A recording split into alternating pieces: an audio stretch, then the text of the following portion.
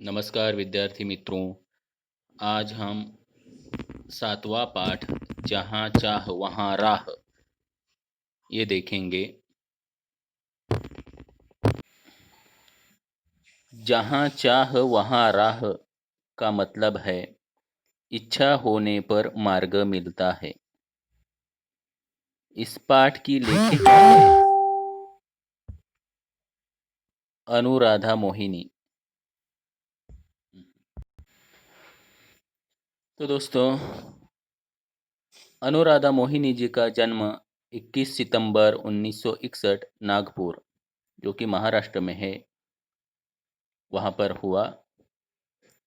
अनुवाद के क्षेत्र में अनुराधा मोहिनी जी ने अमूल्य योगदान दिया है तथा आपने अनुवाद, विविध पारिभाषिक कोशों की निर्मिति में सहभाग, वैचारिक एवं ललित पुस्तकों का संपादन किया है। अब इस कहानी में क्या दिया गया है दोस्तों? इस कहानी में लेखिका ने संकल्प शक्ति और उसके समुचित क्रियान्वयन से असंभव काम को संभव करने की प्रेरणा दी है। एकता एकता से क्या होता है? एकता के बारे में बहुत सारी कहानियाँ हमने पढ़ी है।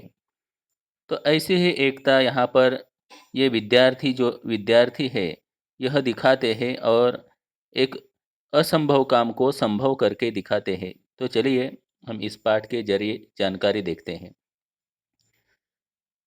यसम्बा गांव के पाठशाला की घंटी बजी। धुआंधार बरसात हो रही थी। गांव का नाम है यसम्बा और यहाँ एक पाठशाला है। पाठशाला की घंटी बजी। धुआंधार यानी बड़े जोर से बरसात हो रही थी। वर्षा के कारण प्रार्थना मैदान पर न होकर कक्षा में संपन्न हुई। तो बारिश के कारण प्रार्थना मैदान पर नहीं हुई। जिस तरह हमारे यहाँ जब बारिश होती है तो हम भी कक्षा में प्रार्थना लेते हैं, हमारे यहाँ भी कक्षा में प्रार्थना होती है। उसी तरह उस गांव में भी उस दिन हुआ। उस पाठशाला में भी जो प्रार्थना थी वह मैदान पर न होकर कक्षा में संपन्न हुई।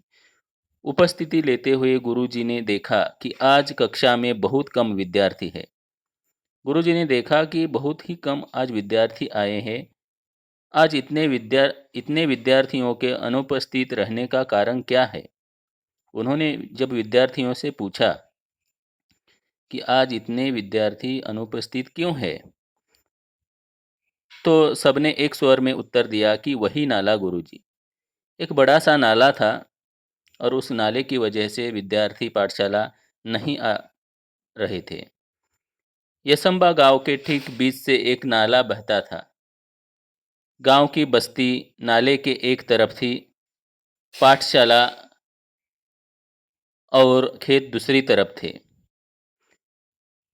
तो यसम्बा गांव जो है उसके ठीक बीच से एक नाला, बहुत बड़ा नाला था, वह बहता था। बारिश के दिनों में ही वह बहता था और गांव की बस्ती जो थी वह नाले के एक तरफ थी, पाठशाला और खेत दूसरी तरफ थे। तो बरसात के दिनों में नाले में कई बार 4 से 5 फीट तक पानी भर जाता था। अब देखिए, बच्चे तो छोटे होते हैं, बड़े बुजुर्ग तो किसी तरह अपने गाय बैलों के साथ नाला पार कर खेत में चले आते। तो बरसात के दिनों में जब वह नाला भर जाता था तो बड़े बुजुर्ग चले जाते थे उस तरफ, लेकिन बच्चे छोटे होते हैं इसलिए वह नहीं जा पाते हैं। तो दोस्तों, आगे हम जानकारी देखते हैं।